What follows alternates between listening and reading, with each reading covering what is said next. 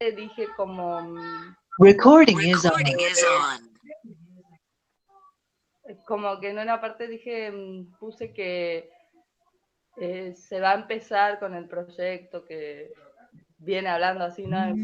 Se pone más énfasis en el nivel inicial, ya que, bueno, se contempla que los niños de ahí tengan hermanos en primaria, secundaria, incluso en niveles terciarios. Claro, Entonces, claro. si uno puede detectar alguna cuestión emocional, ya sea porque está viviendo algún tipo de abuso o por el tema de la pobreza también, ya el mismo sistema educativo tiene un sistema en el que puede ir recopilando a todos esos hermanos que viven juntos y así. Está muy bien. Bueno, una onda así viene de mi trabajo. Está muy bien. Y es cierto, digamos, me parece interesante esto de incluir a los docentes, ¿no?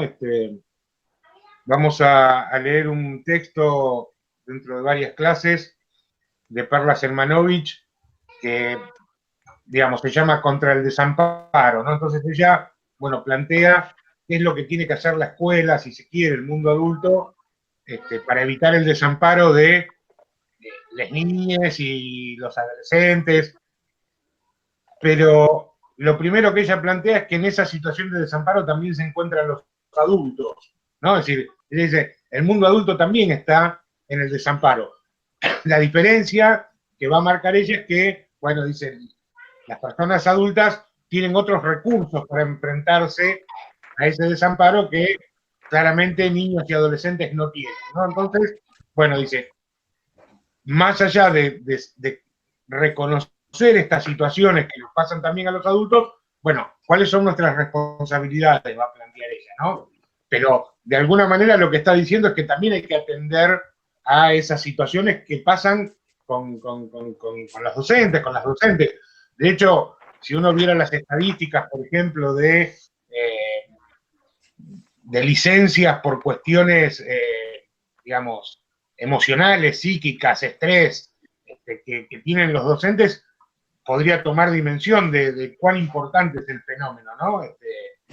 Y de cómo muchas veces, incluso sin estar pasando la docente o el docente por grandes problemas, cómo le repercuten en el cuerpo y en las emociones las situaciones que pasan sus estudiantes, ¿no? Es decir, sobre las cuales por ahí no puede resolver. Entonces, digamos, claro, eso... Sí. Claro, yo pensaba en los docentes cuando lo ponía, ¿no? Cuando lo escribía. El año pasado veo que un estudiante un niño de nivel inicial de un jardín de acá de Bolsón, o sea, falleció. Y bueno, mi nena iba a otro jardín y la seño de mi nena me decía que como que esa docente no tiene como... Fue al otro día a dar clases y ya ese nene no estaba y nunca más iba a estar. Claro. Como que sí, bien puede ella ir al psicólogo, toda la cosa, pero no es que el Estado le da o le brinda a un psicólogo por la emoción tan fuerte que pasó, ¿no? Entonces yo pensaba en ese ejemplo. ¿Cómo se trabaja en la sala? ¿No? ¿Y cómo se trabaja en la sala? O cómo se trabaja porque pasa a la ahí maestra, no tiene pero le pasa, claro, ¿qué pasa con los compañeritos y las compañeritas? ¿No? Ante esa ausencia. Y después, bueno, un montón más. No sé si decía en el trabajo que uno puede poner como ejemplos así de la vida misma de una y citar eso también. Sí, por supuesto. Por supuesto. O sea, pongo... Por ahí no es algo que me pasó a mí, pero puedo poner esto le pasó a alguien anónimo, digamos el nombre o algo así. No voy a poner nombres. Sin nombrar. Claro. Pero bueno, son situaciones reales. Qué bien se te ve, Juli. Espectacular. Estoy hecho un pibe. Me peiné con cohetes a la mañana.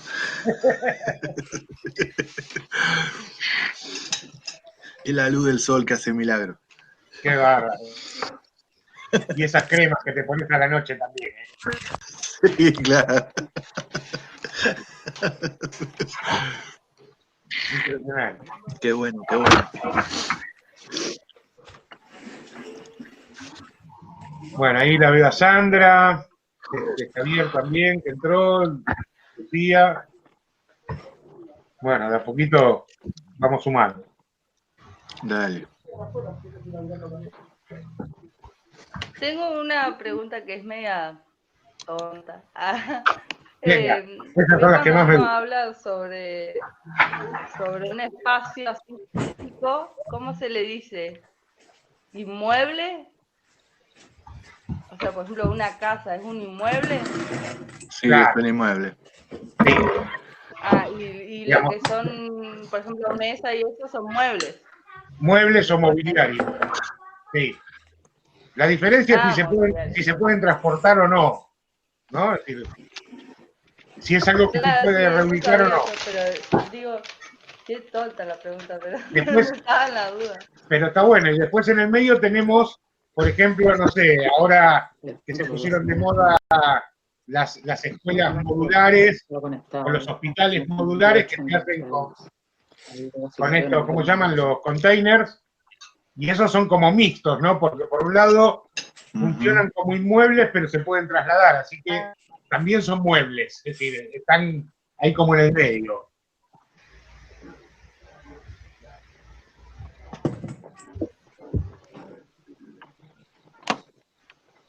A ver, Bueno, ¿quién más tenemos? A ver,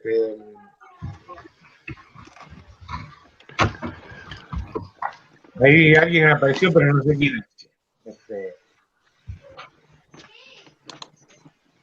Dice Fellow Sister, como... Lucía. Es Gabriela. Bueno, a Lucía sí la tengo, pero hay uno que me dice, no tiene Gaby. y me dice Fellow Gypsy. Es Sister. Gaby. Gaby es... Ah, no sé por qué no me figuran. Bueno, dice Fellow, ¿viste como dicen los presidentes en Estados Unidos? My fellow American. My fellow American. Claro, pues sería como hermano, como compañeros dirían los peronistas, ¿no? Pero bueno, camaradas.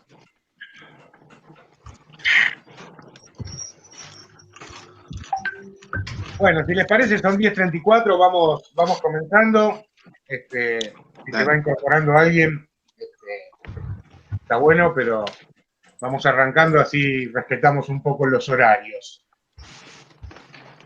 Bueno, ¿han podido leer algo de la clase número 5 sobre la principalidad y la subsidiariedad del Estado?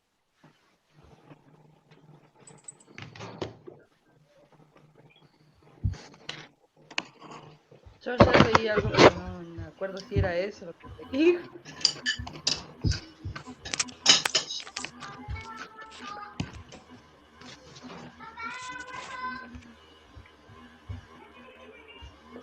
¿Han podido captar la diferencia en cuanto al rol pretendido por el Estado cuando es principal y cuando es subsidiario?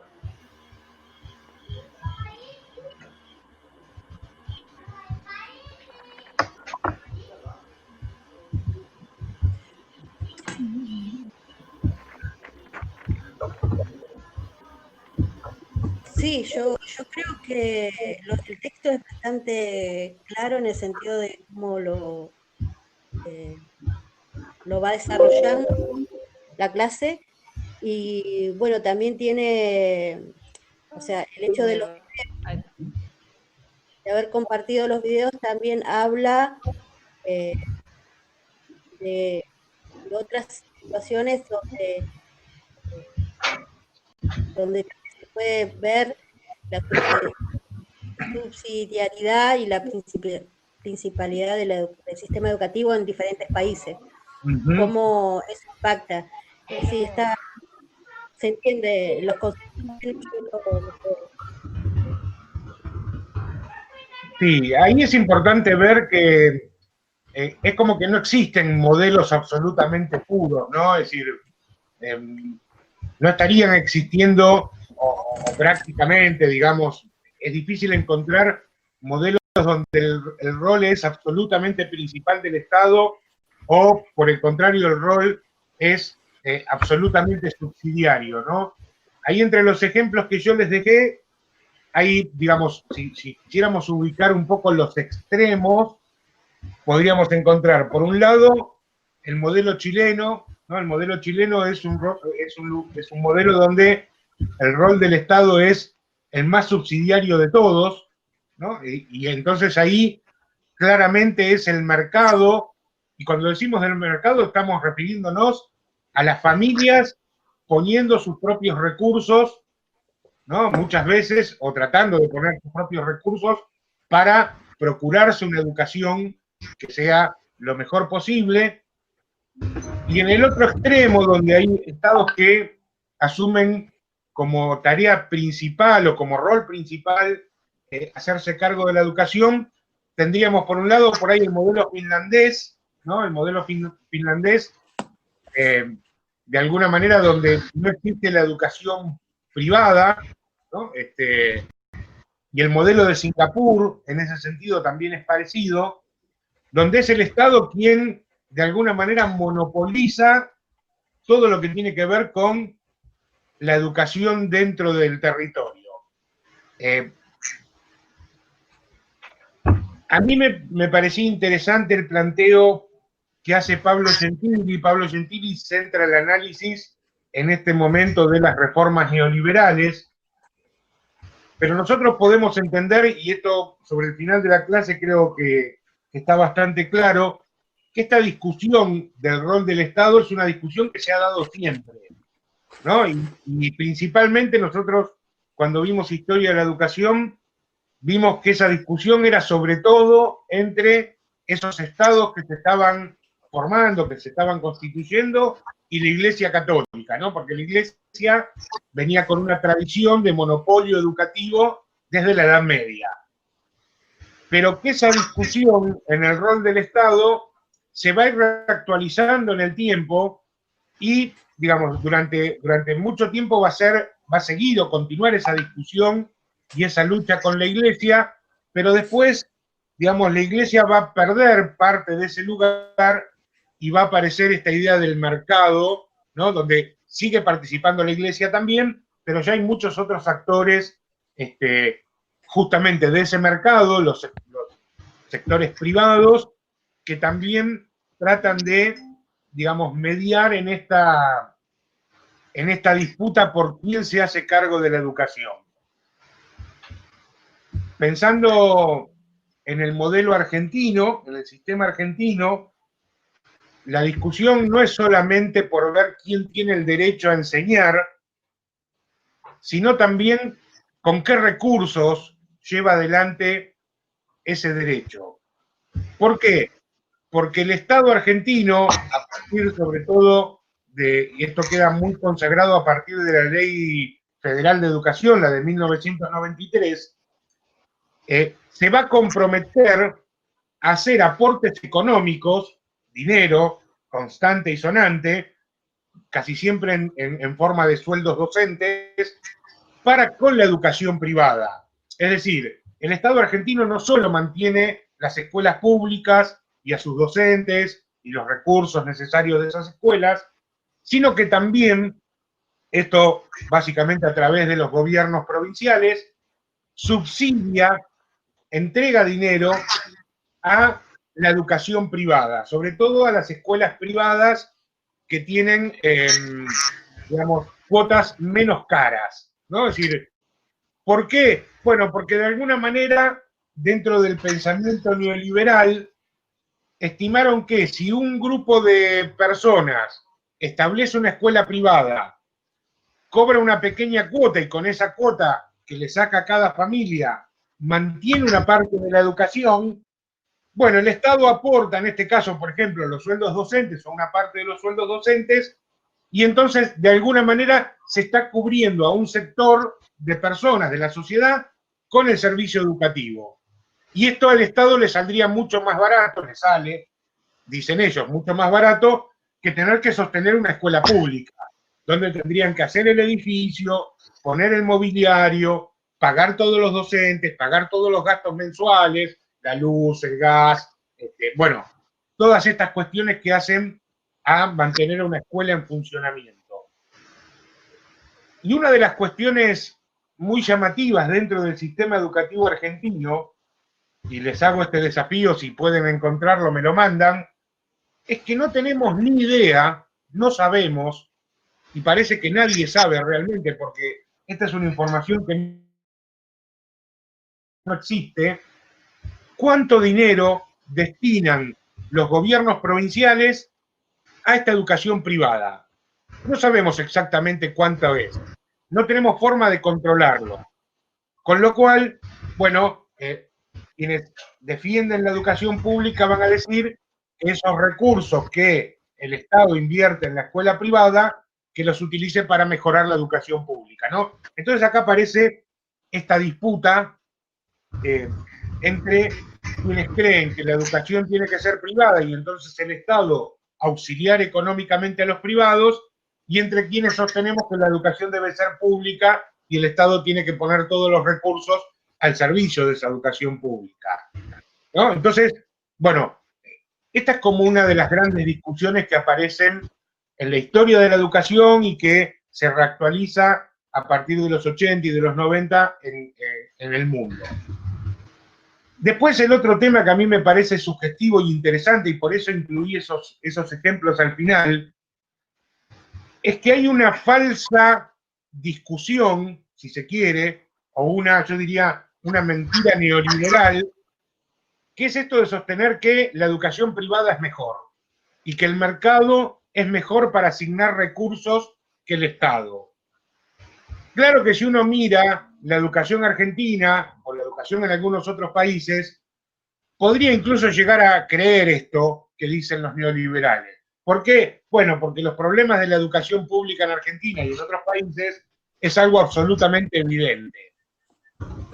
Sin embargo, por eso yo ponía ahí el ejemplo de Finlandia o el ejemplo de Singapur, podemos ver dos modelos absolutamente exitosos hechos pura y exclusivamente de educación pública, donde no solo no hay educación privada, sino que además está prohibida la educación privada. Y también seguramente podríamos encontrar algunos ejemplos más o menos exitosos, por lo menos en términos de lo que el neoliberalismo también llamaría calidad educativa, en algunos sistemas que son básicamente privados, y el chileno de repente sería en este caso uno de ellos.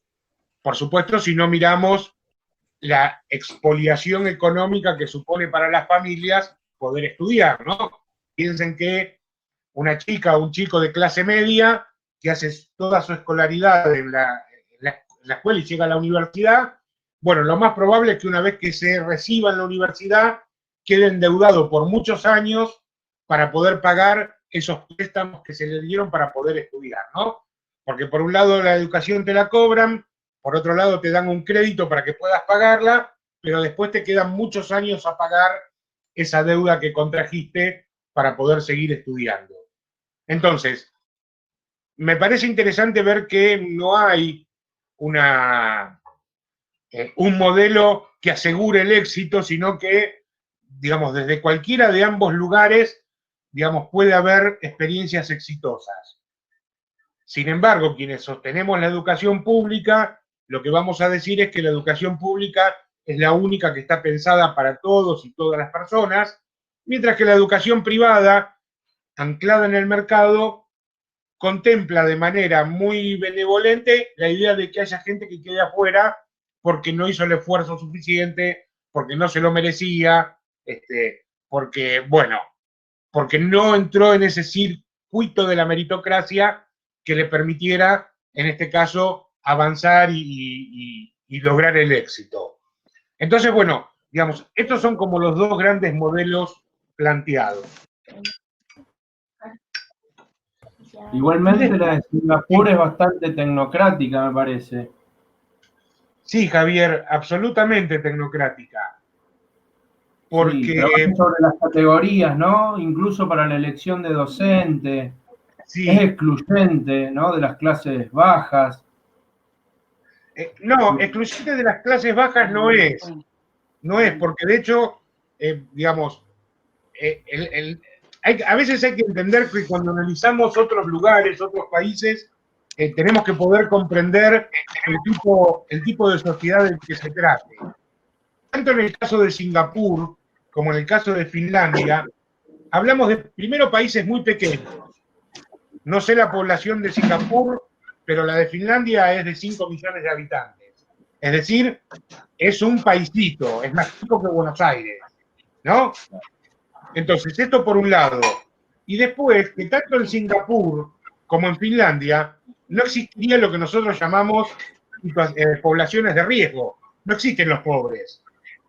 Por supuesto que están los muy millonarios y los que solamente viven bien, pero lo que no habría en ese lugar es pobreza.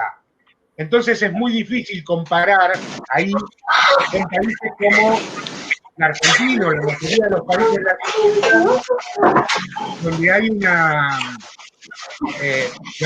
desigualdades que son muy fuertes. Entonces, ahí me parece que está un poco la diferencia, si se quiere, entre estos países o estas experiencias en países muy pequeños y con un PBI per cápita, es decir, un Producto Bruto Interno muy alto, y cuando lo queremos comparar con países de grandes desigualdades sociales, como son los países latinoamericanos, o podríamos pensar en los países africanos, si quieren también. Bueno, entonces, ahí me parece que hay una diferencia, pero cuanto a lo que vos decías de lo tecnocrático, claramente el sistema de Singapur, que es un sistema, digamos, armado en las últimas décadas, tiene mucho de esto de la tecnocracia. Mientras que el sistema finlandés puede ser pensado más como un sistema pensado en términos de derecho. Igualmente, insisto, es difícil cuando hablamos de países que tienen niveles de desigualdad mucho más bajos que los países latinoamericanos o los países africanos. Digamos, ahí me parece que eso lo hace muy característico y muy distinto, ¿no? Es decir, imagínense que si no existieran los pobres en Argentina, todo sería mucho más fácil. Si nosotros cada vez que entramos a cualquier colegio público de la Argentina no tuviéramos chicos descalzos, no tuviéramos chicos con hambre, no tuviéramos chicos que viven en situaciones de insalubridad, bueno, sería mucho más fácil la educación. El maestro tiene que pensar la clase, pero también tiene que ver cómo hace para que esa clase pueda ser algo interesante, útil y viable con chicos que vienen de la noche anterior sin haber comido y que en realidad están esperando el momento donde aparece el té, el mate cocido o el café con leche con un pedazo de pan, porque ese es el mejor momento de la mañana. Digo, esto es una realidad que no podemos obviar, ¿no? Que hay que tener en cuenta. Yo silencié los micrófonos porque había un ruido terrible que no sé de dónde venía, pero quien quiera hablar, active su micrófono para hablar, por favor. Bueno, yo pensaba en la educación como derecho y también en la educación como parte del sistema. No sé si en muchos, pero por lo menos en 2 de los videos, no recuerdo ahora, hablaba de la educación como el puntapié para el ascenso social. Y justamente cuando uno habla del ascenso social, habla de alguien que vas a aportarle al sistema más beneficios en cuanto a lo puntualmente que es el sistema capitalista, ¿no? Y también eso me parece como que ahí es donde nosotros debemos hacer pie, sobre todo como docentes, futuros docentes o como estudiantes que somos en el sistema educativo nuestro, que al menos entiendo que muchos de los docentes plantean la educación como un derecho más allá del sistema capitalista, creo que en eso veo la diferencia entre, por lo menos lo que yo percibo de la educación como estudiante y del sistema educativo argentino sostenido por los docentes, trabajadores, haciendo esa pelea para, bueno, sobre todo no ceder ante las políticas neoliberales, ¿no? En ese lugar, inclusive la llenura de contenidos que tenía la cuestión de la educación en Bolivia, si vos mirás el video, aún sostiene parámetros que son de la educación colonizadora. Yo veía las aulas, inclusive nosotros nos damos un debate acá en Argentina en relación a la distribución del aula, cuántas veces se nos ha planteado en el Instituto de Formación, en la presencialidad, estructurar el aula, como que esas cuestiones son políticas y son, por lo menos yo que vengo de una generación donde eso no estaba planteado, sino que era uno un mero receptor de los contenidos, es una educación para la liberación. Yo la percibo así en este momento de mi vida, con todas las posibilidades que me está dando la educación pública gratuita, para seguir formándome en un estadio de la vida que para el mercado, no sé si está bueno, porque invertir tanto en mí, pero sí para mi formación en lo personal. ¿No? Eso lo quería plantear porque vi estas cuestiones, ¿no? Muy claras, una educación pensada en el derecho y otra educación pensada para sostener el sistema y como educación como, como una parte más del sistema capitalista. Sí. No sé si se me entiende. Sí, clarísimo. Y a mí me parece interesante la idea. Si ustedes, digamos, recuerdan lo que hemos trabajado en historia de la educación y demás, digamos, siempre hubo una idea de que la educación tenía que servir para el progreso por un lado individual, pero también para el progreso social. Y en los 60, con las ideas del desarrollismo, los 50 y los 60, esto se hizo mucho más fuerte aún. Lo cual uno en principio diría que podría estar más o menos de acuerdo con esto de que a través de la educación las personas pueden progresar. El asunto es que en el tipo de sociedad capitalista en el que vivimos, ese progreso se ve sobre todo en términos materiales, no en otro tipo de progresos. Y además, lo que hemos comprobado históricamente es que no deja de ser una competencia en la cual no todos llegan. Con lo cual, ese progreso, de alguna manera, lo que hace es nombrar ganadores y perdedores, ¿no? Entonces, ahí es donde a nosotros se nos pone, de alguna manera, desde la concepción del derecho, un intríngulis, ¿no? Porque, digamos, si vamos a ganar todos. No puede ser que algunos ganen mientras otros se queden afuera. Por eso digo que a veces es difícil compararlo con sociedades tan distintas, en este caso pienso en la finlandesa, donde la pobreza no existe. En Finlandia serían todos ganadores, algunos son muy, muy ganadores y otros son simples ganadores, pero nadie pasa hambre. Entonces, claro, ahí esa concepción por ahí meritocrática es menos dañina, porque quienes, digamos, pierden en la carrera meritocrática no quedan en la exclusión. Simplemente pueden conseguir menos bienes y servicios que otros, pero tienen los bienes básicos, tienen los derechos, en ese caso, asegurados. Entonces, bueno, ahí parece más aceptable. El asunto es que la modernidad nos prometió que íbamos a llegar a un estado de felicidad en el cual todos íbamos a tener todo lo necesario, y esto nunca sucedió, ¿no? Es decir, y no va a suceder, claramente, no con este tipo de organización. ¿Por qué? Bueno, porque la marginación sigue existiendo, la exclusión sigue existiendo, los bolsones de hambre y pobreza siguen existiendo, y digamos, como tienen que competir de manera muy desigual en un mercado donde quienes están mejor posicionados siempre sacan ventaja, bueno, se van reproduciendo generación tras generación esas desigualdades, ¿no? Entonces, eso es por ahí lo que nosotros podríamos criticar en este sentido. Después no sé si vieron que hay un pequeño recuadro en la clase que habla como de una tercera posición, ¿no? Es decir, nosotros tenemos como un gran modelo que sería la principalidad del Estado y otro gran modelo que sería el mercado como regulador de la educación, ¿no? El rol subsidiario del Estado.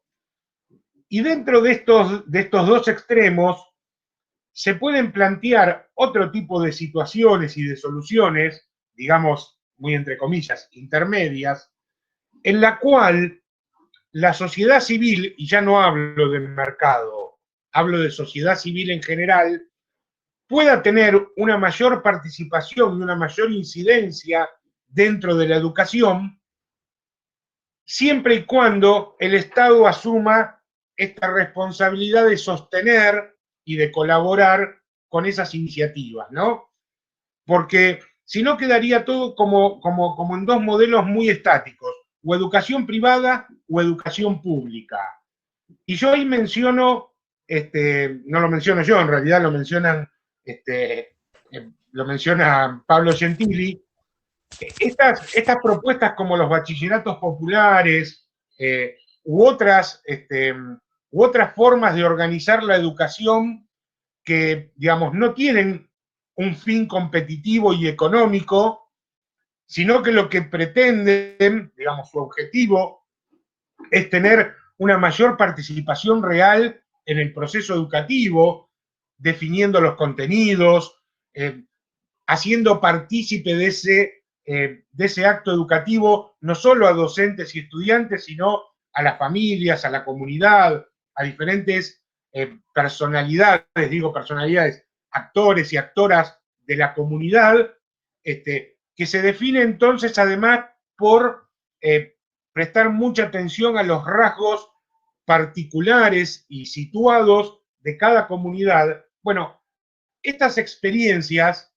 me parece que son también interesantes y ricas para poder debatir un poco en esto del rol principal, porque si no, digamos, pareciera que solo el Estado puede adquirir un rol principal cuando controla absolutamente todo el sistema, cuando paga cuando pone todos los recursos, pero además controla absolutamente todo lo que pasa dentro del colegio, ¿no? Es decir, impone los contenidos, impone las formas de trabajo, impone, ¿no? Esto es lo que los neoliberales van a gritar, dictadura, ¿no? Porque ellos dicen, el Estado nos impone todo. Bueno, me parece que estos grupos que no buscan el beneficio económico ni la competencia, sino que lo que buscan es la emancipación, la liberación, muy anclado en las ideas que podía tener Paulo Freire y demás, me parece que estas soluciones, donde las comunidades tienen mucha más injerencia dentro de la educación, pero están sostenidas o deben estar sostenidas por el Estado, es también una alternativa para poder pensar la educación que viene, ¿no? Y esto vamos a ver que en todos los temas que vamos a ir viendo se van repitiendo estas cuestiones y van apareciendo, ¿no? Como muchas veces eso que nosotros llamamos educación alternativa y que muchas veces proviene de experiencias de grupos docentes o de comunidades que de alguna manera se plantean cambiar el sistema y que plantean cambiarlo a partir de su propia realidad, también pueden ser soluciones viables para una futura educación que sea, si se quiere, mejor que la que tenemos, ¿no? Entonces, como para no quedar con estas dos posiciones así tan encerradas, como si no hubiera ninguna otra alternativa. Yo preguntaba cuando dejábamos ahí los videos sobre los diferentes países, si alguien sabía por qué se llamaba de esa manera la ley de educación de Bolivia. Vieron que la ley se llama Avelino Cignani y Elizardo Pérez. ¿Alguien sabe quiénes fueron? No. Bueno, es una experiencia educativa. Elizardo Pérez es un maestro al estilo Paulo Freire, es un maestro al estilo Gesualdo Sosa o el maestro Iglesias. Era un maestro que lo que pretendía era cambiar también las formas en las que se educaba en Bolivia. Y entonces va a organizar una experiencia educativa en una comunidad, en la zona rural, ¿no? Donde viven comunidades originarias, una escuela que se va a llamar Guarizata, ese era el nombre que le pusieron, y Avelino Cignani era, digamos, uno de los integrantes de esa comunidad que de alguna manera fue el que puso el hombro, ¿no? El que le puso el hombro a este maestro y lo ayudó junto con el resto de la comunidad a construir la escuela, pero además Elizardo Pérez dijo, no puede ser que yo venga simplemente con mis conocimientos a enseñar, necesito a alguien de la comunidad que pueda aportar los conocimientos que ellos ya poseen, ¿no? Entonces, bueno, van a elaborar una experiencia educativa alternativa, esta Guarizata, en los campos bolivianos. A mí me parece súper interesante que se haya rescatado la experiencia para poner el nombre a la ley de educación, porque de alguna manera, más allá de los claros y oscuros que pueda tener la educación boliviana hoy, digamos, había una intención clara de transformar la educación hacia un lugar que tuviera mayor espacio, mayor presencia, sobre todo de las comunidades originarias en un país que es absolutamente originario, ¿no? Como es Bolivia, mayoritariamente originario. Pero sería algo así como si la ley de educación argentina se llamara, por decir algo, y por nombrar algo más o menos conocido, Hermanas Cosetini, ¿no? O, no sé, o Luis Iglesias. Digo, poner en el título de la ley no aquello que ha pertenecido históricamente a lo oficial, por ejemplo, me imagino a Sarmiento, sino poder revalorizar, en este caso, una experiencia educativa alternativa que lo que buscaba claramente era dar mayor protagonismo a esas comunidades y además, bueno, realmente lograr una inclusión dentro de una sociedad que era mayoritariamente originaria, pero que era absolutamente racista, ¿no? Cuando uno mira las fotos del siglo XIX y del siglo XX de los presidentes de Bolivia, digamos, ninguno parece boliviano los presidentes. ¿Por qué? Porque son todas personas de raíz europea, ¿no? Hasta la llegada de Evo Morales, la representación política de los pueblos originarios era, digamos, bastante limitada. Entonces me parece que ahí hay algo que sería interesante, ¿no? Cuando algún ministro de educación de una provincia va a pertenecer, digo, en Argentina, a esas comunidades originarias, ¿no? Pienso sobre todo en las provincias donde hay mayor presencia originaria, no digamos en Buenos Aires, pero noroeste, Patagonia. La que actualmente se adjudica la presidencia de Bolivia tampoco tiene los rasgos. Ese rubio platinado no es muy boliviano, digamos. No, claro. Pertenece a esa política, a esa vieja política boliviana, ¿no? Está claro. Sí, claro. Está claro. Brasil es un caso perdido con la educación, porque tiene metida la iglesia. Bueno, claro, y Brasil es complicado, sí. Pese a haber tenido el quizás más grande pedagogo latinoamericano de todos los tiempos, como es Paulo Freire, claro que es complicado, ¿no? Es complicado. Sí. Y aún mismo en Brasil, Paulo Freire se tuvo que exiliar, se fue a distintos lugares porque, digamos, lo corrieron de todos lados, lamentablemente. Sí, tremendo. Me quedé pensando en esto de los discursos también y en cómo el neoliberalismo también, a través de los expositores que tienen los medios de comunicación, y estas cosas que siempre pululan en el sentido común de la eficiencia, la eficacia, la denostación del sistema de educación pública en detrimento de la eficacia y los contenidos y el orden que tiene la escuela privada, ¿no? Igual, yo soy bastante crítico de la escuela pública. Esto lo hemos hablado al interior de la cátedra con Aníbal. A mí me parece que muchas veces desde lo público se borra con el codo lo que se escribió con la mano, ¿no? Y esto también cala hondo en la sociedad, y muchos de estos discursos de la eficiencia, de la eficacia, prenden porque muchas veces encontramos en las escuelas públicas gente que no va desde este lugar de la defensa de los derechos o la garantía, sino que va y duerme la siesta. Es como la maestra o el maestro de jardín de infantes que es pelotero, que en vez de enseñar, entretiene, y toneladas de niños y niñas, digamos, no adquieren los conocimientos o las habilidades que son necesarias propias para seguir su desarrollo y que están garantizadas por derecho en un diseño curricular, ¿no? Yo me acuerdo que hace varios años también en el CEN 48 los estudiantes habían escrito en la puerta que de 5 días a la semana, 2 tenían clase, ¿no? Por las paros, por las enfermedades, digamos, y hay también un montón de cosas que implican nuestra propia responsabilidad como educadores en esta garantía del derecho. Y hay que hacer como un doble esfuerzo hoy por hoy, porque antes había cuestiones que en la sociedad ya estaban como garantizadas.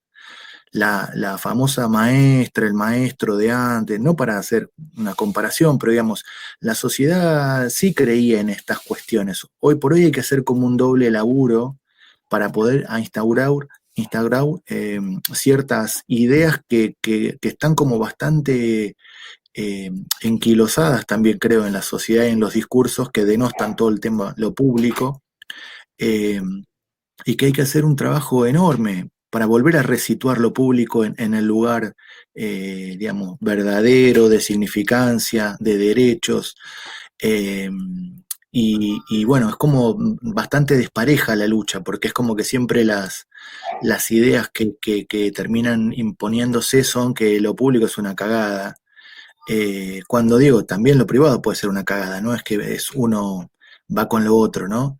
Pero sí, yo también me quedé pensando en estas cosas, y en nuestra responsabilidad, porque si hay algo que nosotros somos es corresponsables del Estado de la garantía del derecho, y cuando las enseñanzas no son sustantivas, no son significativas, se pierde tiempo y los niños y las niñas que transitan por nuestros espacios no aprenden lo que tienen por derecho a aprender, estamos como sumando a ese discurso de que la escuela pública, viste, es un desastre. Eso nomás. Sí, por eso nosotros planteamos de entrada en esta cátedra, y lo pensamos para el trabajo docente, este doble juego, esta relación que hay entre lo que es lo macropolítico, aquello que nosotros demandamos al Estado en términos de políticas, en términos de recursos necesarios y demás, pero que esto tiene una relación y un correlato con lo micropolítico, ¿no? Y lo micropolítico tiene que ver con lo que nosotros como docentes hacemos en las instituciones.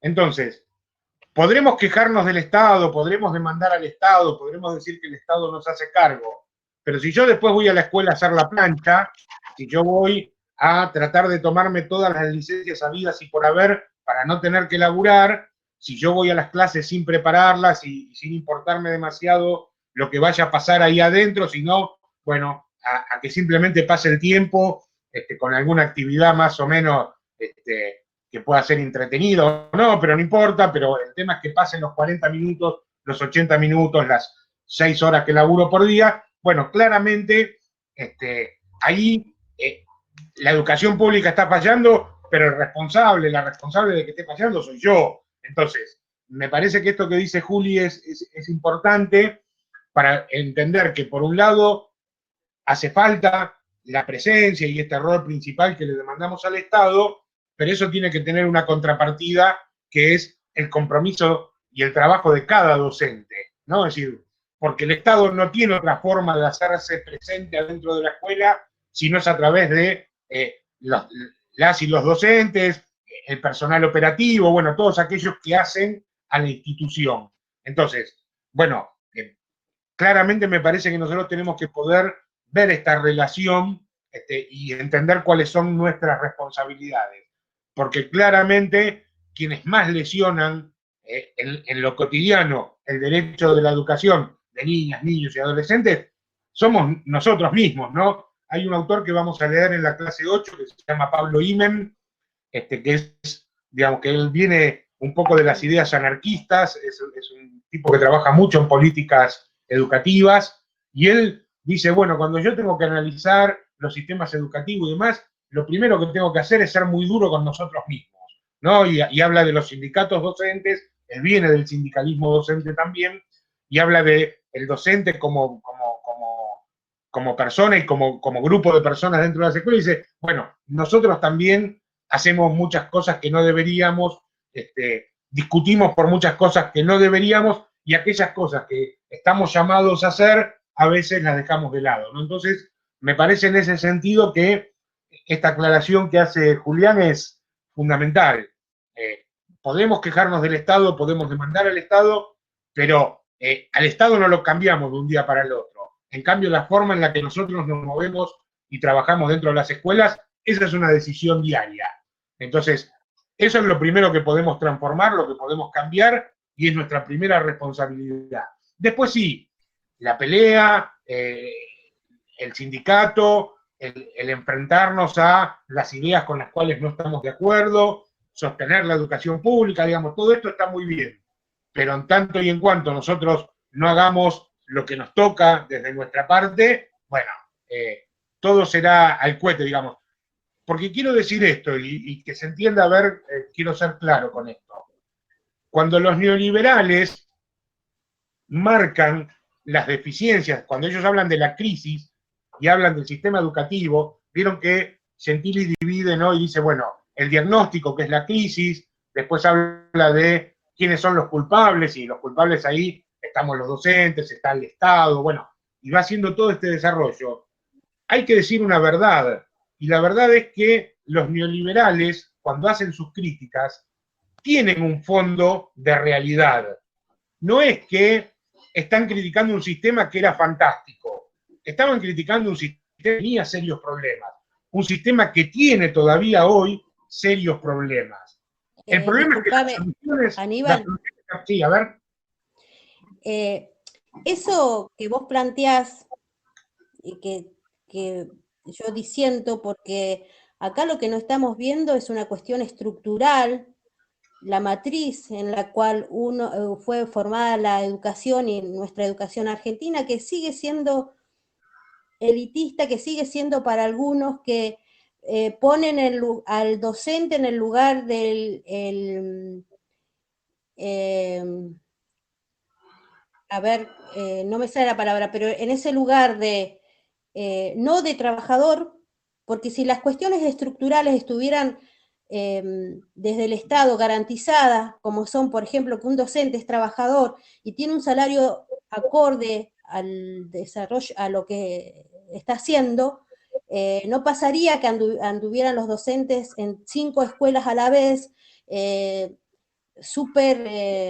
o sea, acá hay una cuestión estructural que también hay que hacernos cargo, que no es de ahora, y que eso se ha sostenido porque siempre estuvimos con gobiernos que de alguna u otra manera les cupo esa situación para destinar menor partida, para fomentar las escuelas de orientación privada, para generar la desigualdad en la sociedad entre una escuela que es escuela, comedor, contenedora de todas las situaciones sociales, crisis sociales que hemos vivido, a una escuela que es para la élite o para aquellos, inclusive, sectores medios de trabajadores que hacen grandes esfuerzos para que sus hijos vayan a una escuela que se está vendiendo como que es la que tiene jornadas que no, su jornada no se suspende por paros, porque no hay situaciones como las que hay en el Estado. Sí, Es Sandra, estructural. Yo planteo que es estructural. sí, Sandra, lo que vos decís es absolutamente cierto, y es así. No te olvides que los neoliberales no solo critican la educación pública, critican la actuación del Estado. El problema no es, por eso digo, y que la crítica que ellos hacen, más allá de las particularidades, tiene muchos fondos de verdad. ¿Por qué? Bueno, porque justamente la forma en que el Estado organizó la educación, la forma en la que no puso los recursos necesarios al servicio y demás, configuraron una realidad que podríamos llamar, como llamaron ellos, de crisis. El problema no pasa por ahí, el problema pasa porque la solución de los neoliberales es menos Estado, más mercado. Y nosotros, para solucionar lo que vos decías, Sandra, lo que sostenemos es más Estado todavía. Nosotros decimos que estos problemas estructurales se solucionan con un Estado más comprometido, con mayor cantidad de recursos, pero también, y esto es un poco lo que venía diciendo un poco Julián y yo trataba de reforzar, que ese más Estado se tiene que complementar con el mayor compromiso de cada uno y cada uno de los docentes. Digamos, ahí me parece que está un poco el quid de la cuestión, porque no es que el neoliberal solo critica la educación pública. El neoliberal va a decir justamente, y esto, digamos, lo saca de un dato de la realidad, es que el Estado es ineficiente. El Estado no hizo lo que tenía que hacer. Entonces a mí me parece que acá siempre hay un concepto que me encanta, que es el de las promesas incumplidas. Desde fines del siglo XIX para acá, el Estado nacional, el Estado capitalista nacional, hizo un montón de promesas. La felicidad, el progreso, la educación, digamos, todo esto que el Estado iba a hacer, digamos, iba a ser posible. Y todas esas promesas que fueron incumplidas fueron tomadas por los neoliberales para decir, vieron que el Estado no sirve, hay que sacar al Estado y poner al mercado porque el mercado sí puede. El tema es que nosotros también sabemos que el mercado no solo no puede, no quiere. El Estado por ahí no puede a veces, pero el Estado quizás pueda querer. El mercado no quiere nunca, el mercado lo que quiere es beneficio. Entonces, lo que nosotros podemos plantear como solución a esto es más Estado, no menos Estado. Es un Estado que invierta más, que ponga recursos a disposición, que sea más equitativo a la hora de distribuir esos recursos, pero en este juego y en esta relación entre lo macro y lo micropolítico, decimos que ese esfuerzo que hace el Estado tiene que ir acompañado del compromiso de la sociedad, de los individuos, en este caso para la educación, de los docentes y las docentes. Porque si no, digamos, si no pasa esta imagen, digamos, esta imagen que está de nuestro sentido común, ¿no? Cuando nosotros pensamos en el trabajo público, ¿no? Los trabajadores públicos, generalmente queda esta imagen de que para hacer un pozo hacen falta 14 personas, ¿no? Porque 2 trabajan y el resto tiene que mirar, tomar mate, opinar, hablar de lo que pasó en el fútbol, comentar del diputado que le besaba las tetas a la mujer mientras estaba en la sesión del Congreso. Digo, aparece esta idea de ineficiencia, inoperancia, digo, y esto, digamos, es una responsabilidad del Estado, pero también hay una responsabilidad ahí de las personas que muchas veces aprovechan, no solo se aprovechan del trabajo público, de cualquier trabajo, para hacer lo menos posible. Digo, yo me acuerdo, por ejemplo, y esto a mí me causaba siempre un poco de escozor, mi hermana mayor, hablo de hace muchos años, trabajaba en una empresa, no me acuerdo de qué, y entonces su victoria semanal era traerse una resma de hojas, unas lapiceras, ¿no? Continuamente se iba llevando lo que podía, ¿no? Porque como ella consideraba que le pagaban poco, completaba su sueldo con estos regalos, ¿no? Que encontraba. Digo, esto, fíjense que ahí no estamos hablando de lo público, estamos hablando de lo privado y estamos hablando del mercado, digamos, claramente es algo que uno en términos éticos diría, no tiene que pasar. Pero ella se aprovechaba. ¿Por qué? Porque, bueno, creía que tenía el derecho a hacerlo. Y cada vez que podía faltar a laburar, o que tenía, por ejemplo, que ir a hacer un trámite, bueno, se tomaba todo el tiempo del mundo, se iba a una plaza, se sentaba, descansaba. Bueno, ¿por qué? Porque podía. Y en el Estado, ¿no? Históricamente, como hay menos control, ¿no? Porque la plata es de todos, pero no es de nadie, entonces es como que, digamos, se armaba una suerte de viva la pepa, ¿no? Esto digo para pensarlo en estos términos. No digo que todas las personas actúen de la misma manera, pero digo que es una imagen que quedó muy grabada en el sentido común de las personas. Y entonces digo, nuestra responsabilidad, en este caso como trabajadores del Estado, como docentes, pero además como docentes que trabajan con otras personas, es ofrecer el mismo tipo de compromiso que el mismo tipo de compromiso que le pedimos al Estado cuando ponga los recursos. Si yo le digo al Estado, necesito que me pagues más y necesito que en vez de tener todas mis horas frente al aula, dale, Juli, no hay problema, nos vemos. Si en vez de decirle al Estado, o si le digo al Estado que me ponga más recursos, que me dé más dinero, que me dé más horas para no estar frente a alumnos y poder planificar y demás, y después yo ese tiempo lo dedico a dormir mi siesta y no me junto con mis compañeros a planificar, hay reunión en la escuela y no voy porque prefiero quedarme mirando Netflix y demás, bueno, ahí es donde volvemos al Estado ineficiente, pero al Estado lo volvemos ineficiente también nosotros con nuestras formas de ser. Entonces digo, me parece que ahí hay como un ida y vuelta en términos de compromiso, ¿no? Es decir, tenemos que pedirle al Estado, pero también tenemos que ver qué es lo que nosotros hacemos con esos recursos que el Estado pone a disposición. Digo, me parece que esto es importante, ¿no? Si queremos construir algo mejor de lo que tenemos, ¿no? Es decir, porque ahí me parece que está... Se entiende, ¿no? Que el Estado debe de mejorar la calidad de sueldos, incluso las infraestructuras de todas las escuelas. Hay algunas que dan mucha lástima y pena y no deberían de ingresar personas ahí porque es peligroso.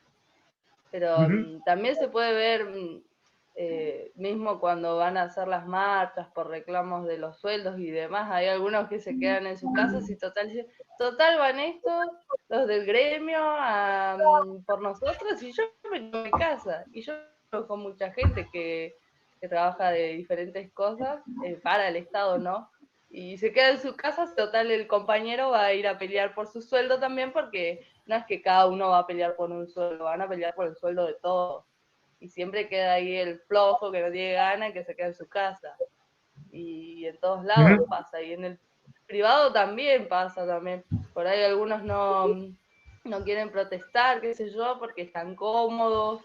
Y bueno, si ganan la pelea, bien, y si no la ganan, total, no me cambia la vida, digamos, seguimos igual. Y ese es como un pensamiento individual de cada persona y que hay que ir como cambiando, ¿no?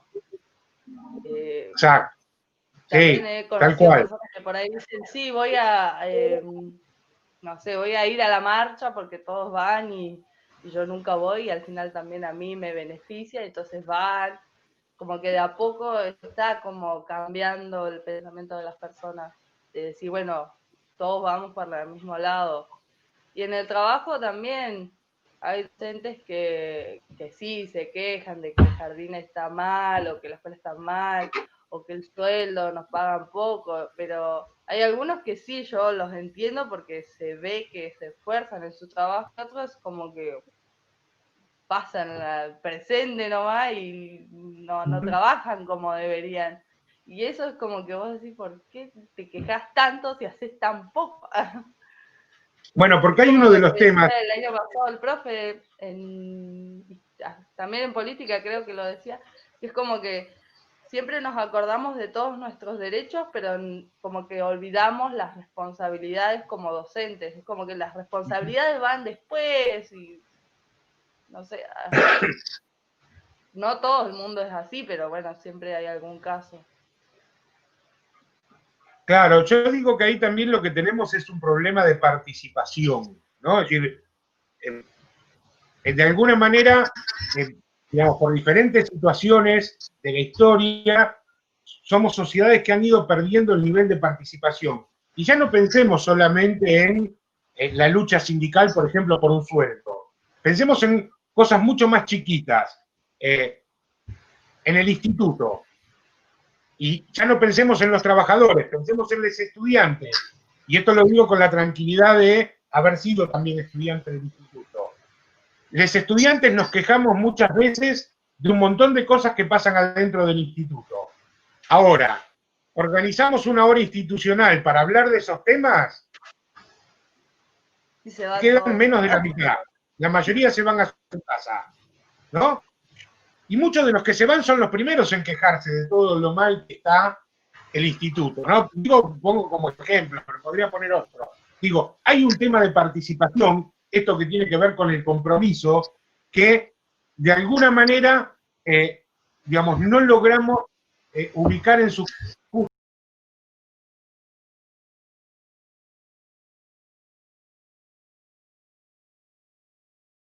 extraordinaria me presento y trato Recording is on.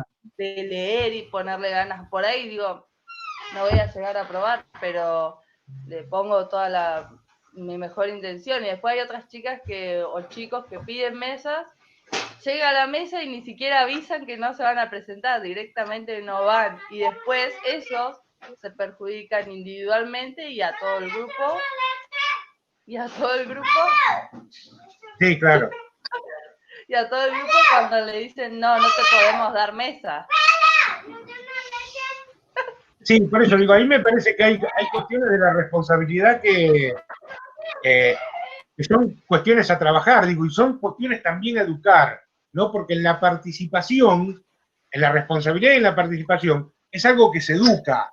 Y para eso tenemos que crear en las aulas y en las instituciones oportunidades de participación y de compromiso.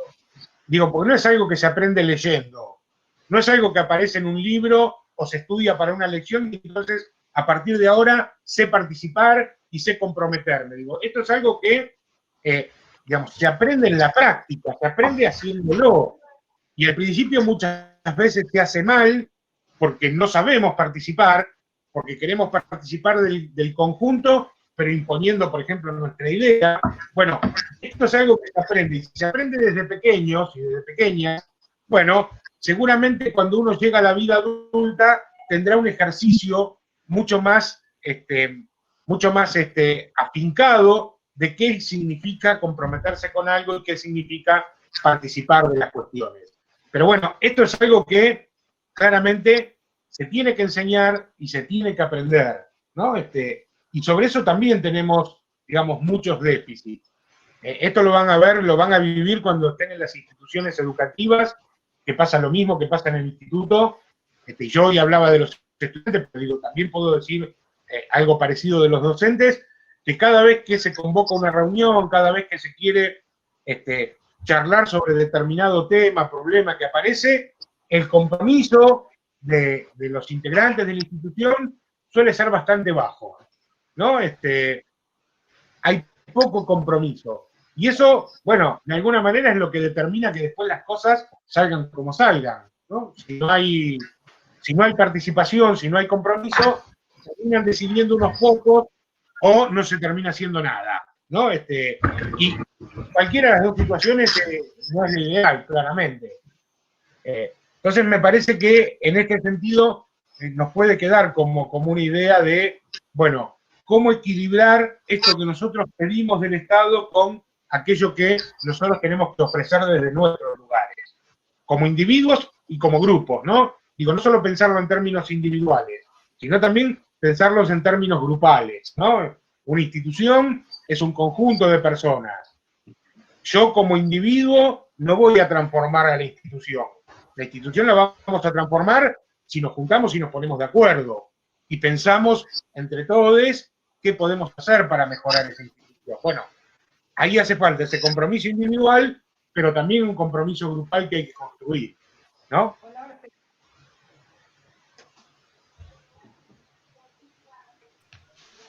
Sí, yo también pensaba cómo no se pone en debate la educación pública, disculpen, la educación privada.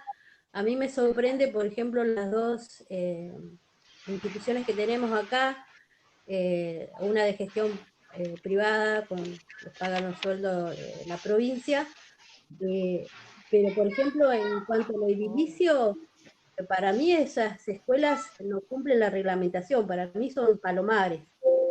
Eh, los veo a los niños, a los jóvenes que van ahí a esas escuelas, todos hacinados, sin un patio, y eso no se pone en debate nunca.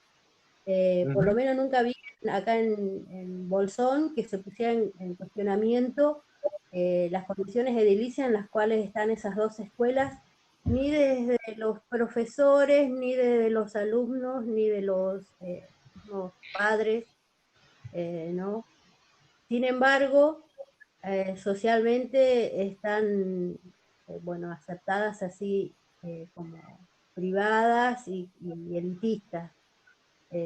Sí, Y mucha sí. gente de las clases medias para abajo haciendo grandes esfuerzos para acceder a esas instituciones. Sí, a mí me parece, por un lado, Sandra, que ahí el Estado no aprieta, no controla, porque no le conviene, porque le sale más barato así. Y por otro lado, esas escuelas logran tener su público cautivo, si se quiere, por lo que podríamos llamar las ventajas comparativas, ¿no? Tienen problemas edilicios, pero las escuelas públicas también los tienen, y ofrecen, digamos, como ventaja comparativa, esto de que no hay paros, de que las clases se dan, digamos, de manera más continuada, que eligen de alguna manera, y cuando digo eligen, digo seleccionan un poco los grupos sociales a los cuales asisten a la escuela, porque, bueno, aquellos grupos sociales más desfavorecidos no pueden pagar esas cuotas, entonces parece que hay, digamos, si se quiere, como una suerte de mejor ambiente, y esto lo digo muy entre comillas, que se entienda, ¿no? Pero para esas familias hay como un aseguro de mejor ambiente, de no mezclarse con los sectores más peligrosos, y esto también lo digo absolutamente entre comillas, pero digo, es el análisis que muchas veces hacen las familias que acceden a estas escuelas. Dicen, bueno, sí, esta escuela no me ofrece un edificio en condiciones, seguro y demás, pero no, me ofrece todas estas cosas que son diferenciadoras con respecto a las escuelas públicas, ¿no? Y entonces, en esa competencia por conseguir ventajas dentro de la carrera educativa, bueno, las familias hacen algunos muy grandes esfuerzos para que sus hijos vayan a este tipo de instituciones. Nosotros pretenderíamos que en cualquier escuela todos los niños y todas las niñas y todas las adolescentes y todos los adolescentes pudieran obtener aquello que necesitan para poder progresar en sus deseos, sobre todo. Yo lo pienso más en términos de deseo de poder realizarse como personas, sea de la forma que fuera, a través de un trabajo, a través del arte, a través de una carrera, o cual fuera el objetivo que tienen para su vida. Pero bueno, en un mundo competitivo, ¿no? Y en un mundo donde ciertas ventajas parece que te dan un hándicap mejor que otros, bueno, claramente aquellas familias que logran mandar a sus hijos a estas escuelas que están como seleccionadas, bueno, les dan mejores posibilidades después para, no sé, una carrera universitaria, lo que fuera, ¿no? Básicamente porque, bueno, porque tienen más cantidad de clases, porque se mantienen también más dentro de una estructura tradicional, ¿no? Es decir, una educación más académica, porque querramos o no, después la universidad también valora eso, digamos, son instituciones que logran de alguna manera traspasar y alfabetizar en términos de eso que nosotros llamamos capital cultural y capital simbólico hegemónico, ¿no? Que es el que en buena medida sigue sosteniendo la universidad, incluso la universidad pública. Entonces, bueno, mientras no podamos cambiar esas realidades, muchas familias van a seguir tendiendo a tratar de buscar estos beneficios en la escuela privada. A mí me parece que hay que hacer una crítica al respecto de esto y que nosotros tenemos que pretender que esas ventajas que hoy parecieran tener las escuelas privadas sean ventajas que tienen todas las escuelas, ¿no? Y en todas las escuelas públicas. Pero bueno, para eso hay que trabajar, para eso hay que poner recursos y para eso hace falta compromiso docente. Porque es muy llamativo que el mismo o la misma docente que trabaja en la escuela privada no hace paro en la escuela privada, pero sí hace paro en la escuela pública. A mí eso me cuesta mucho entenderlo. O haces paro o no haces paro, pero no puede ser que te acomodes a la escuela en la que trabajás. Entonces, a mis estudiantes de la escuela privada no los voy a privar de una clase, mientras que a mis estudiantes de la escuela pública sí, cuando en realidad es el mismo Estado el que te está pagando y te paga mal en los dos lugares, ¿no? Entonces, digo, ahí me parece que hay mucho para pensar y para reflexionar. Se ve muy claro eso en la educación francesa, ¿no? Donde hay colegios para pobres, digamos, y a la vez uno puede comprender más fácil, digamos, a Bourdieu cuando habla, ¿no? De la escuela conservadora y demás. Sí, a mí me llama mucho la atención, me parece muy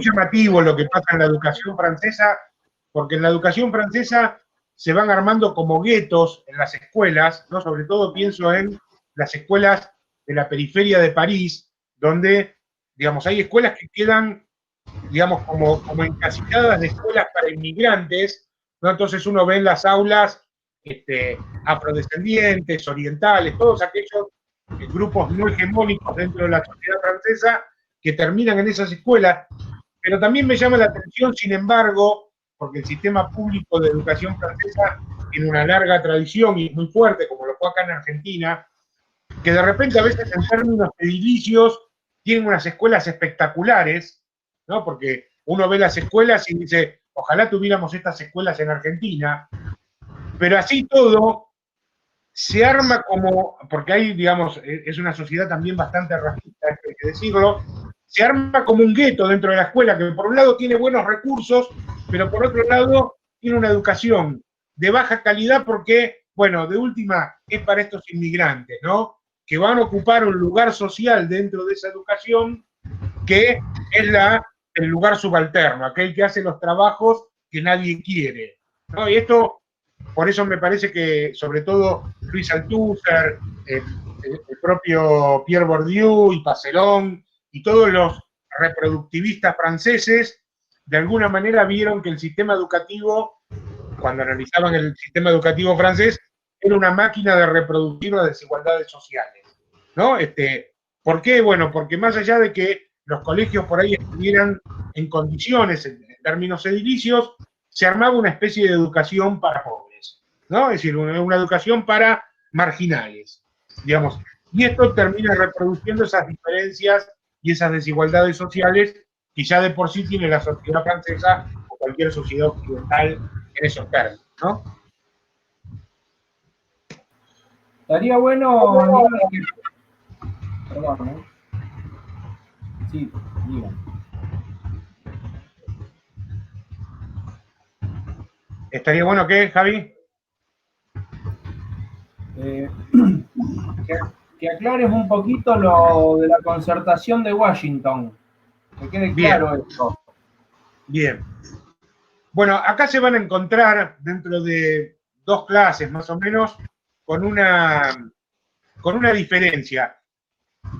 Esto que se llamó el consenso de Washington, que de consenso no tenía nada, si se quiere, o tendremos que ver si lo tenía, tiene que ver con una serie de políticas que desde Estados Unidos y los países centrales, dentro de la ideología neoliberal, se planificaron para todos los países en desarrollo, ¿no? Y para todos los países del mundo en general. Y fueron el Banco Mundial y el Fondo Monetario Internacional, también el Banco Interamericano de Desarrollo, quienes propugnaron estas ideas en todos los gobiernos. Acá lo que aparece es digamos, dos diferentes formas de construir la política. Nosotros podemos tener una construcción de la política que sea participativa, es decir, donde aquellos interesados pueden opinar, participar, discutir y llegar a ciertos acuerdos para construir una política. Y tenemos otra forma de construir la política, que es donde alguien elabora un plan y por su propio peso específico, por su propio poder, puede hacer que los demás acuerden con su política sin poder discutirla, sin poder cambiarla o mejorarla. Bueno, en los términos que plantea Pablo Gentili, esta forma de imponer una idea, como la idea de todos, sería la de la concertación, y él de alguna manera dice que el consenso es cuando podemos discutir estas ideas y podemos construirlas entre todos. Con lo cual dice, en realidad el consenso de Washington no es ningún consenso. Pero decía que vamos a ver dentro de 2 o 3 clases a alguien que propone, en este caso Guillermina Tiramonti, lo mismo que plantea Pablo Gentili, pero al revés. Es decir, va a decir que en realidad el consenso es cuando alguien impone su idea y la concertación es cuando se puede discutir. Pero más allá de cómo nombremos a cada una de estas formas, lo importante es entender estas dos maneras bien distintas de construir la política. Una que sería participativa, y acá vuelvo con lo que decía yo antes sobre la participación, y otra que es un poco la imposición del más fuerte, aquel que puede de alguna manera tomar decisiones por los demás. Y a mí me parece que esto es importante, no tanto para discutir el consenso de Washington, sino para poder pensar justamente a nivel educativo, a nivel del aula y a nivel de la institución, cómo construimos nosotros la política de la escuela, cómo construimos la política del aula. ¿Damos participación? ¿Podemos opinar, discutir y llegar a acuerdos? ¿O simplemente es la idea del maestro o la maestra o es la idea del director o la directora? ¿No? Y entonces, ¿cómo cambia? Esto es lo que yo creo.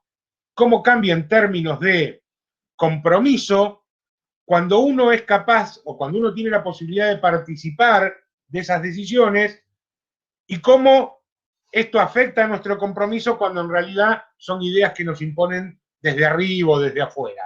¿No? Me parece que esto nos tiene que servir para pensar en cómo construimos nuestras relaciones con la otredad, con las otras personas, ¿no?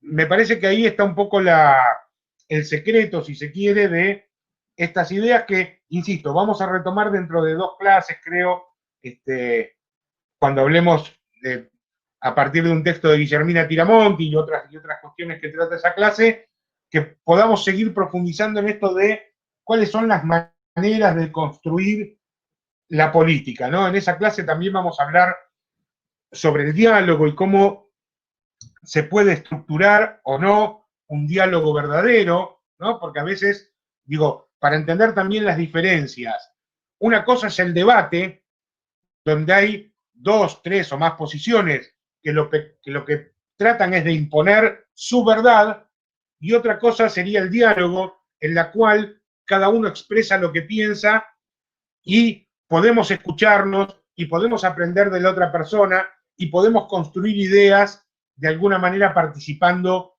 en condiciones de igualdad, ¿no? Una de las condiciones del diálogo, ya lo vamos a ver, es esta posición de igualdad. Y dentro de una escuela, por decir un ejemplo, si estamos discutiendo un tema, pero finalmente la directora o el director dice, bueno, pero acá vamos a hacer esto porque yo lo digo y porque yo mando y porque yo impongo, bueno, por más que hayamos estado hablando mucho tiempo, el diálogo nunca apareció, ¿no? Y entonces se construye una idea o se construye una política o una forma de hacer las cosas en base a la imposición del más fuerte. Y muy distinto sería si discutimos del tema, si aportamos ideas, si nos escuchamos y si entre todos construimos una respuesta, una política a una determinada problemática. ¿Por qué? Bueno, porque esto nos permite participar y también nos compromete mucho más a la hora de después participar de estos procesos de resolución de conflictos. Entonces me parece que esa también es una de las cosas que nos deja esta clase y las que vienen, para poder seguir pensando. ¿Mm? Lucía tenía una pregunta para vos, Aníbal, que escribió en el chat. Y, porque no le anda el micrófono, aparentemente. Los estudiantes, Lucía dice, bueno, particularmente de la institución que hablan de Bolsón de gestión privada, los estudiantes han realizado quejas en muchas cuestiones y los callan. Los docentes o los docentes que enseñan algo que los estudiantes desean y que está fuera del diseño que presenta la institución, les llaman la atención. Es más una cuestión de directivas y políticas que tiene la institución. Bueno, esto es un poco por ahí lo que intentábamos plantear, ¿no? La escuela, y esto es muy notorio en las escuelas privadas, aunque también pasa a veces en las escuelas públicas, se manejan como empresas. Y en las empresas los empleados no se ponen a discutir cómo tienen que ser las cosas. En las empresas los empleados acatan las órdenes del gerente o del dueño. Y muchas veces en las escuelas privadas también pasa esto. Que los estudiantes se quejen y no sean oídos, eso nos da una pauta. Pero que incluso los docentes sean llamados en términos de atención porque de repente creen que tienen que enseñar algo y la escuela dice, no, esto acá no se enseña, bueno, claramente nos muestra una forma de conducir, de producir la política institucional que es claramente verticalista, ¿no? Esto es lo que a mí de la educación privada no me gusta y por eso jamás trabajaría en una educación privada, en un instituto privado, porque yo no soportaría que alguien venga a decirme qué puedo decir y qué no puedo decir en el aula, ¿no? Es decir, yo trato de ser lo suficientemente abierto como para que si alguien no esté de acuerdo lo diga y respeto las opiniones de los demás, pero nadie me va a decir a mí que hay cosas que no puedo decir, ¿no? Porque entiendo la educación de esta manera.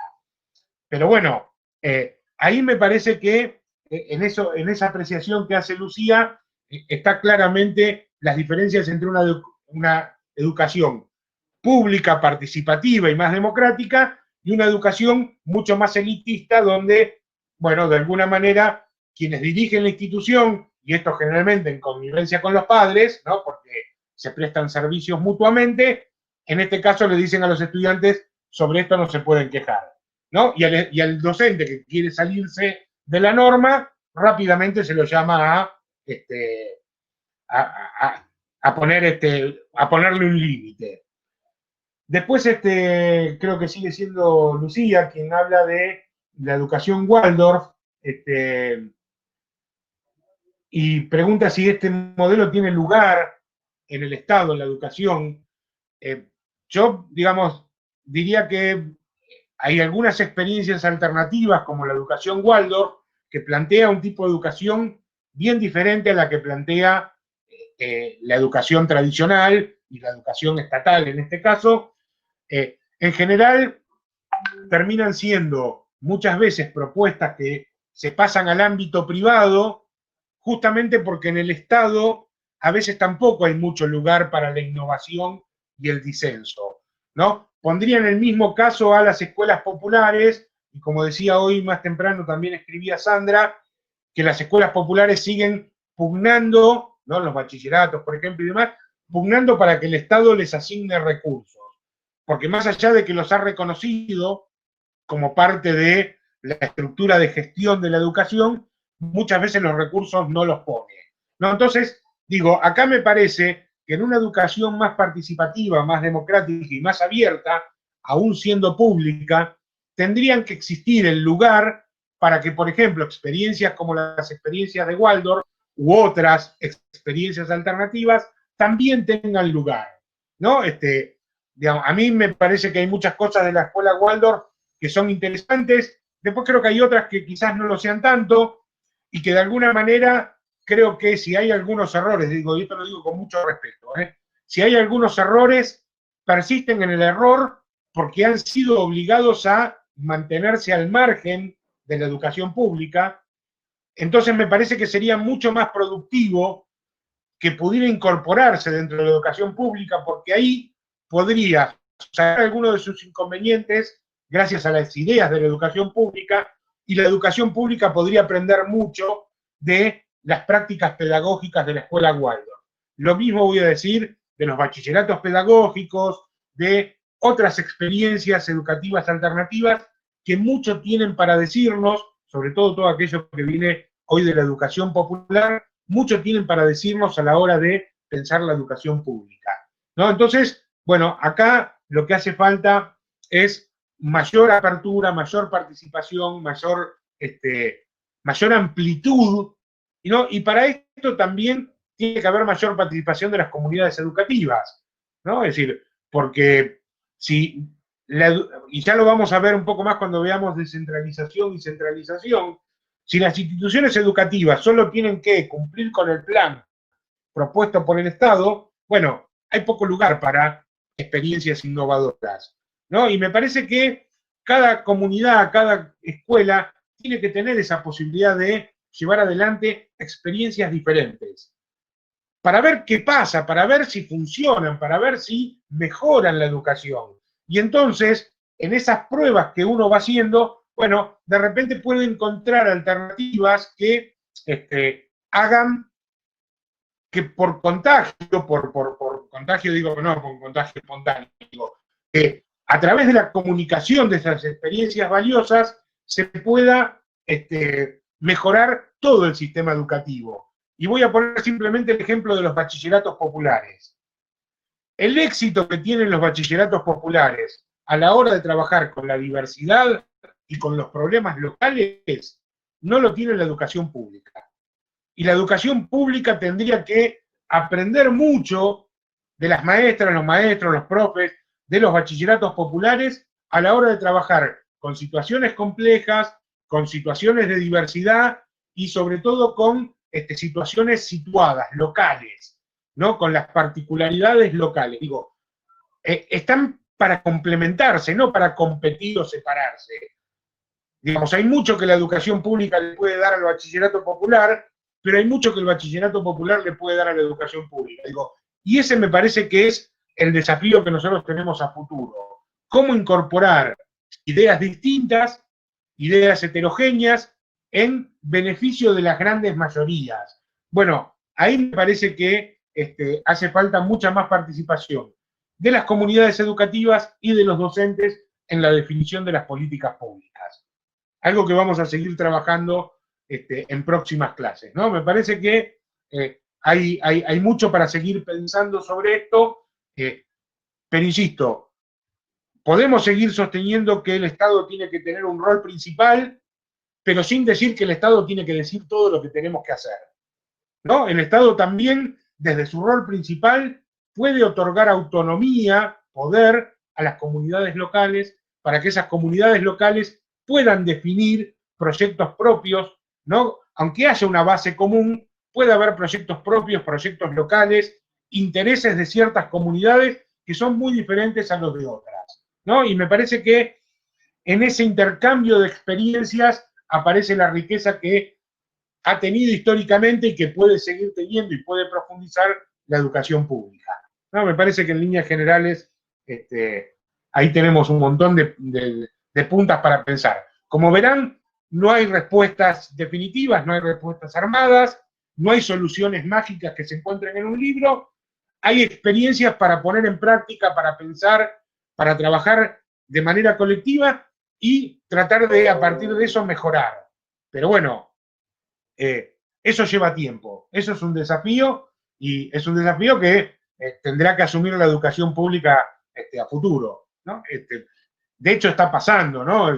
Educadores de bachilleratos populares que trabajan también en la educación pública, docentes de escuela pública que se pasan a los bachilleratos populares, digo, y estos intercambios se van dando. Pero necesitamos por ahí prohijar un sistema que sea más flexible y más abierto a todas estas ideas, ¿no? A mí me parece llamativo, teniendo una escuela Waldorf acá en Pueblo, por ejemplo, que prácticamente no haya ningún contacto con las escuelas primarias de la zona. Digo, y hay mucho que podrían intercambiarse y prestarse en términos de experiencias. Bueno, este es un desafío, ¿no? Un desafío. Bueno, gente, son casi las 12, quedamos ya poquites, los que aguantamos hasta el final. Los invito a seguir pensando, a seguir reflexionando y trabajando, y cualquier cosita podemos seguir con dudas, consultas y demás a través de los grupos de WhatsApp. ¿Les parece? Bueno, yo quiero agradecerle a la compañera que aportó el dato de jóvenes y docentes de la escuela privada. No lo sabía. Está bueno, está bueno. También ir conociendo un poco más cómo se dan las relaciones en las diferentes instituciones. Y quiero decir que esto también pasa en las escuelas públicas. Hay escuelas públicas que son absolutamente verticalistas. Y hay otras que son mucho más abiertas y mucho más participativas. Esto muchas veces tiene que ver con los estilos de conducción de los equipos directivos. Algo que también hay mucho para discutir. Pero bueno, no nos metamos en ese embrollo ahora. Vayan a hacer sus cosas habituales y las seguimos en cualquier momento. ¿Les parece? Bueno, muchas gracias. Muchas Les dejo gracias. un abrazo grande. Cuídense. Que tengan un buen día. Hasta luego.